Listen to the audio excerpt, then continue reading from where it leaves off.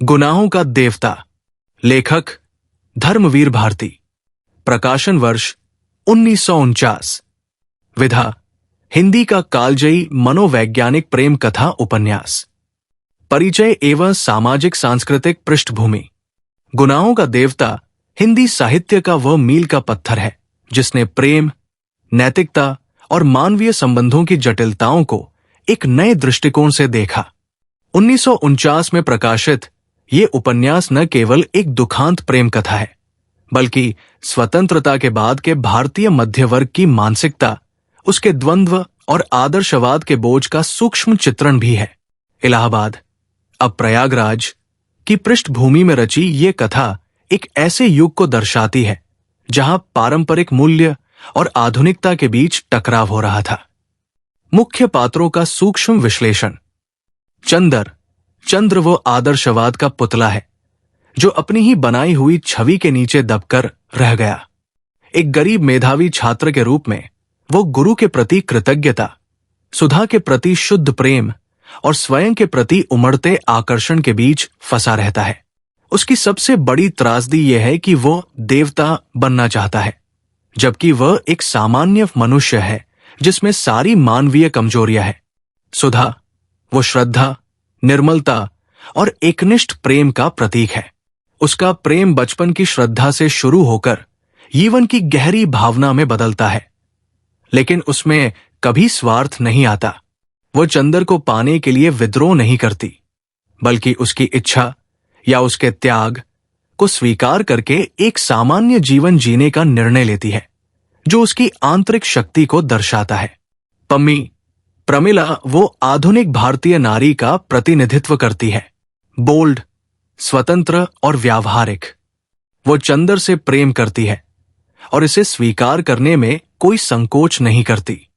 दिलचस्प बात यह है कि वो चंद्र के मन में सुधा के प्रति भावनाओं को समझती भी है और इस स्थिति को एक तरह से स्वीकार भी करती है।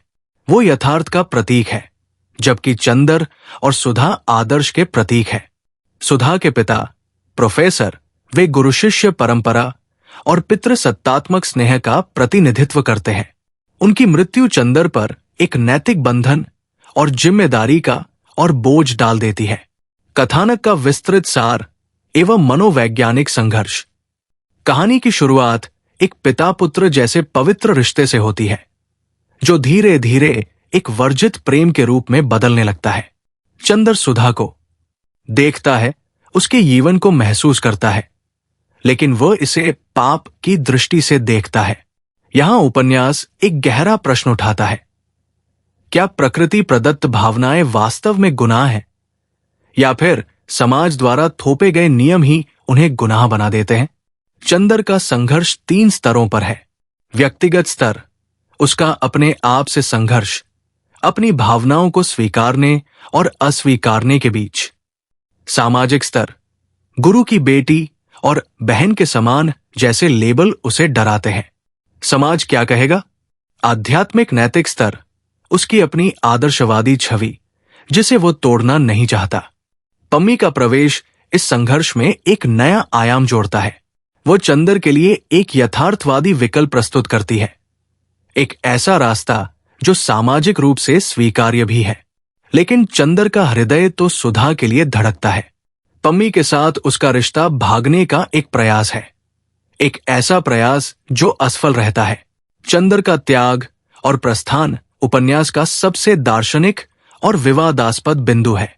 क्या ये त्याग वास्तव में पवित्र प्रेम का प्रतीक है, या फिर ये कायरता और भावनात्मक अपरिपक्वता का लक्षण है? क्या सुधा का सुख उसके साथ न रहने में था, या फिर उसके साथ रहकर संघर्ष करने में?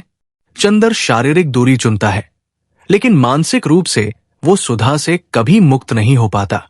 वर्षों बाद की मुलाकात इस पूरे द्वंद्व का करुणामय चरमोत्कर्ष है। दोनों के बीच का संवाद, अधूरे वाक्य, निगाहों में छिपा दर्द, ये सब पाठक के मन पर गहरा प्रभाव छोड़ता है। सुधा का प्रश्न, क्या आपने मुझे कभी चाहा? और चंद्र का असमंजसपूर्ण मौन, ये दर्शाता है कि कुछ भावनाएं शब्दों से बड़ी होती हैं और कुछ दर्द स्वीकार से बड़े होते हैं। प्रमुख प्रतीक एवं शिल्प विशेषताएं। देवता का प्रतीक। ये प्रतीक द्वंद्वात्मक है। एक ओर ये श्रद्धा और पवित्रता का प्रतीक है, तो दूसरी ओर ये एक अमानवीय बंधन भी है जो चंद्र को सामान्य मानवीय भावनाएं जीने से रोकता है। गंगा यमुना और संगम इलाहाबाद का संगम मिलन का प्रतीक है, लेकिन यहां कहानी में ये विछोह और अधूरे मिलन की पृष्ठभूमि बन जाता है। पानी का प्रवाह समय के बहाव और भावनाओं की अविरलता को दर्शाता है। पत्रों का महत्व। उपन्यास में पत्र व्यवहार एक महत्वपूर्ण साहित्यिक उपकरण है जो पात्रों के अव्यक्त भावों और आंतरिक विचारों को प्रकट करता है। भाषा शैली। धर्मवीर भारती की भाषा काव्यात्मक, संवेदनशील और मनोविश्लेषणात्मक है। वे आंतरिक एकालाप, इंटरनल मोनोलॉग के माध्यम से पात्रों के मानसिक संघर्ष को बहुत कुशलता से प्रस्तुत करते हैं। साहित्यिक महत्व एवं निष्कर्ष। गुनाहों का देवता ने हिंदी साहित्य में ट्रेजिक रोमांस की एक नई परिभाषा गढ़ी। ये शरद चंद्र के भावुकतापूर्ण प्रेम और प्रेमचंद के यथार्थवाद के बीच एक सुंदर सेतु है। ये उपन्यास पाठकों से अंततः ये पूछता है कि क्या आदर्श इतने कठोर होने चाहिए कि वे मानवीय सुख को ही नष्ट कर दें? क्या प्रेम में त्याग ही सर्वोच्च नैतिकता है, या फिर जिम्मेदारी के साथ भावनाओं को स्वीकारना भी एक साहस है? चंदर और सुधा का अधूरा प्रेम एक ऐसी अनुगूंज छोड़ जाता है जो पाठक के मन में लंबे समय तक गूंजती रहती है। यही इस उपन्यास की सबसे बड़ी सफलता और कालजयिता है। ये सिर्फ एक कहानी नहीं, बल्कि प्रेम, नैतिकता और मानवीय सीमाओं पर एक स्थायी चिंतन है जो हर पीढ़ी के पाठक को नए सिरे से सोचने पर मजबूर कर देता है। धर्मवीर भारती ने एक ऐसी रचना दी है जो हिंदी साहित्य के आकाश में सदैव चमकती रहेगी।